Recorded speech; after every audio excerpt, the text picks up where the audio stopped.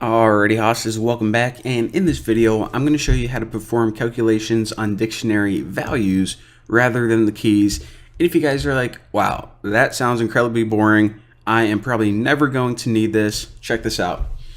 Let's say that you just thought of this awesome formula to, I don't know, like predict the prices of stocks. So you have all these stocks, and the first thing that you got to figure out is just what is, I don't know, like the cheapest stock. So you try to do something like this using your programming skills. All right, I'm just going to print min. It gives me the minimum value of some data set or iterable. So I'll just write stocks right there, and it should give me the cheapest one. Wait a minute, it said AAPL. Let's look at this right here. That's not right. See, Apple is 325 bucks. And the cheapest one looks like Ford. So why the heck isn't this working? Well, it actually did work, just not in the way that you thought.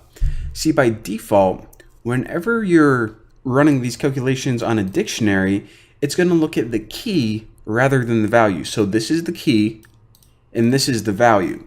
So it did give you the minimum one. It's just that the minimum one in alphabetical order was Apple. But that's not what we want. We want the cheapest one, which is Ford. So how the heck do we get that?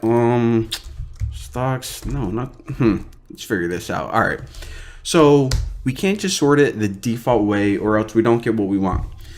What we actually need to do is we actually need to create a new list, and we do that by using zip. Now, whenever you use zip, what this is going to do is it's going to return a list of tuples.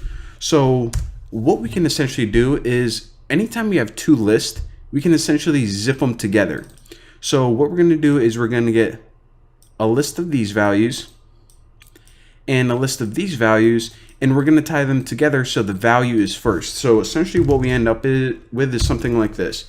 Instead of Goog 434, we end up with 434 Goog. And then we end up with 325 AAPL. There we go. So again, this isn't valid Python, but I just want to demonstrate what we're essentially doing. Let me just go ahead and comment that so you guys can see. All right. So let me just say min price. Holy, min rice. The minimum amount of rice that I can eat in one day is 1 pound, no less. What am I talking about? All right, let's go ahead and keep going. All right, so we're getting the minimum still. We're going to get the minimum value, but instead of just throwing our dictionary in there before, because that's just going to sort by the keys, what we're going to do is this. We're going to zip two values together. Now, what values do you want to zip together? Well, the first one is just going to be the values. So how do we get that? We just write stocks values. Easiest thing ever. Now, the second one is going to give us stocks keys. So all we're doing right here is instead of having the keys first and value second, all we're saying is put the values first and the key second. Easiest thing you've probably ever done in your life. And now let me just print out what we found. So print out min price, and there you go. All right, so what we did is we now reorganized it. Essentially, that's all we did, and we printed out the minimum, which is indeed Ford.